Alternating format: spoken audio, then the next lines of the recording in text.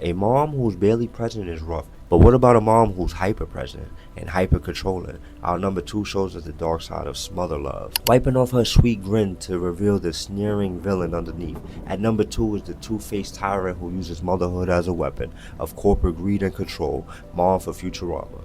Mom is the CEO of MomCorp, a ruthless, greedy, and evil woman who uses her public persona as a kind old lady to mask her true malevolent intention. Mom's brand of motherhood is not about nurture. It's about power, control, and a terrifying and insatiable hunger for money. She has 3 sons, Walt, Larry, and Igner, whom she sees not as her sons, but as pawns in her grand schemes for corporate domination. Her motherly love is conditional, and she has no qualms about using her children as bargaining chips, marrying them off to political alliances or even threatening them with death if they disobey her. What makes Mom a terrible mom? Her most heinous acts includes tyrannical rule and manipulation, using fear and her immense power to force them into submission. She's a mother who would gladly eat her own children for a slice of cake or a moment of power.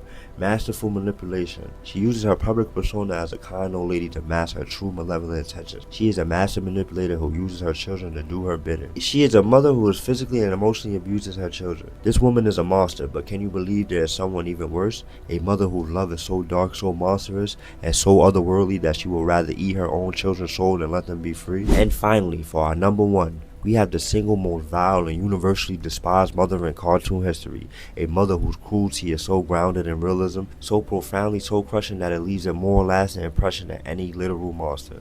Beatrice Horseman from BoJack Horseman.